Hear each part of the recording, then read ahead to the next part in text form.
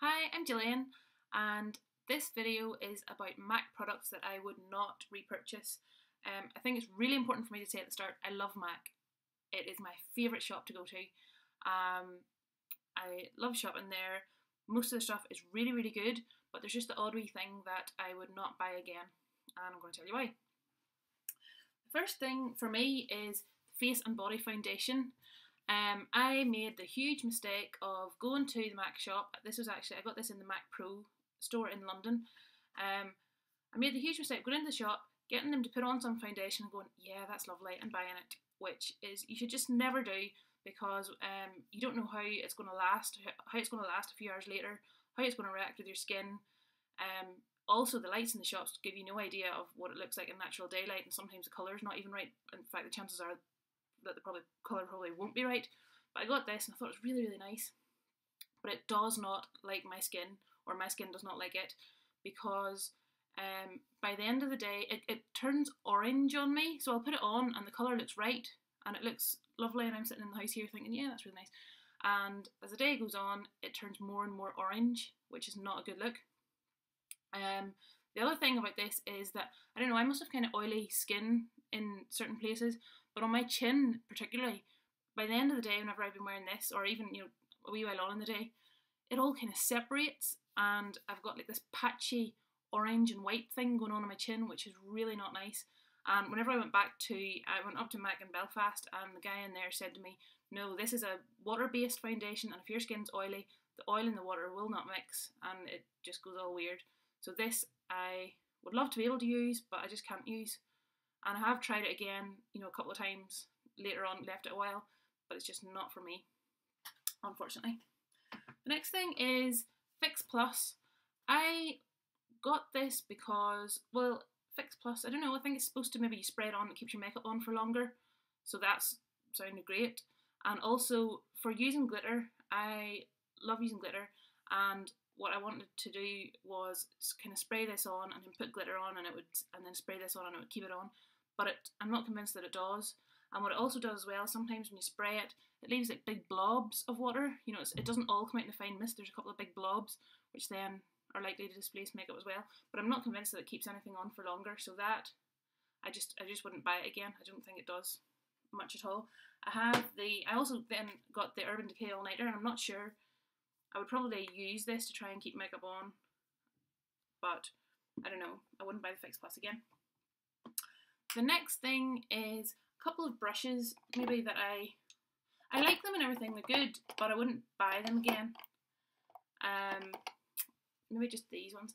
This is the 242, which whenever I was starting out now, I'd saved up loads of money. I went to America and decided just to get a whole lot of MAC brushes, and this is one that they just said, oh, you have to have this one. It's alright for, it's a little flat brush. For putting on eyeshadow, I would, if I wanted to, pack it on, I would always reach for the 239 and use that. This one, I don't know, I just don't think it does anything particularly special. I use it now and again. What I kind of use this one for sometimes is if I'm putting a pigment on or glitter, and I just use that, I just press it on, but I could do without it. The other thing is, this is the 187, and I also have the 188, and I also have the, whatever this one is, but it's just one of those, the 130. These brushes, oh, they're very nice and everything. They've all got good use. You can see that they've all got stuff on them. But for my face now, I use Real Techniques brushes. I've got a couple of other face brushes as well. This is the 150 and the 129. But to be honest, they could all be replaced with Real Techniques brushes. I put on my foundation with either one of these two, the Expert Face Brush, no, that's not it, the Expert Face Brush, or, oh, it's downstairs, the buffing brush, and I wouldn't want to go away from those for foundation. The powder, then I love this big powder brush for, setting with. I've got the blush brush, and I use this one for highlighting, and then I have a choice of a couple of other ones that I can use for contouring, and they're cheaper than MAC, so there would be actually no need to buy the MAC. So while those brushes are good, and I've used them all, and I like them, I could replace them either with Real Techniques, which is cheaper, so I wouldn't be buying those again. On to eyeshadows. Now I have 3 of these palettes filled, so I do have 45 MAC eyeshadows, and out of that there's only 2 probably that I wouldn't buy again.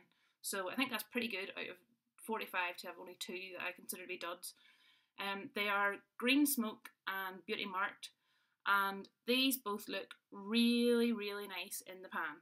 Beauty Marked I've done a video on using it because it's not the easiest thing to use, but you try this, you put this, or it just looks really nice there. You can put it in your finger and it looks maybe not as good as it does in the pan, but you can see the little red bits in it. It's really hard to be able to see those little red bits in your eye, so you may as well just use a black or a dark grey or something, because that does not give you the effect that you think it will. The similar sort of thing with Green Smoke, it looks really pretty there, but I think it's maybe the formula of this one. Like, I'm rubbing my finger into that and there's not a huge pile coming off, so whenever you're rubbing that and you're trying to get it into your eye and you're trying to get that colour, it's just difficult, it's just hard to use. So I wouldn't buy either of those 2 colours again. 2 out of 45 to not want again is pretty good. On to paint pots, and I love Painterly Paint Pot. I use it pretty much every day. But I have a whole range of colours of paint pots, and this is just one of them. But the issue is, can you see how that has cracked in the middle, and round the outside it has come away, it has shrunk and dried up a bit and come away, and it's really dry now. You know, I can put my finger into that and I'm not getting much colour off it. I'm getting a little bit of something, but I'm not getting the true colour of that paint pot. So I love my paint pots, but if you're not using them all the time, some of them dry out, so just be careful with that. Like Painterly I use every day, so it hasn't got a chance of drying out. And there's a couple other ones there that haven't, like this one's called Genuine Treasure, and it's gold and it's got sparkles in it. It hasn't dried out, but some of the other ones have. Constructivist, I like it as well, it's good. But, oh, it's dried a little bit, you can see it's come in from the edges. But I think I use it often enough that it's not going to completely dry out. But yeah, watch those, they dry out if you're not going to get a lot of use out of them. There's a similar kind of story with, these were the Big Bounce eyeshadows that were out. I think they were out a couple of times recently in different collections. And I got these 2 colours. These are Good Fortune and Trophy. And they were so pretty. And it was kind of like the consistency of this stuff was kind of like, I don't know, like Angel Delight or Instant Whip or something like that. And these colours were so pretty, and I used them for ages. And on the eyes, I used them on my face to highlight, and they're just so glowy and really, really nice. But I didn't use them for a while, and I went back to them, and see that now it's kind of like jelly. Now I did get good use, because you can see there's not very much in that. But now there's not much coming off that, because it's kind of all congealed or something and turned like a jelly. So that's disappointing, because I really loved those things for as long as they were good, but they didn't stay good for all that long.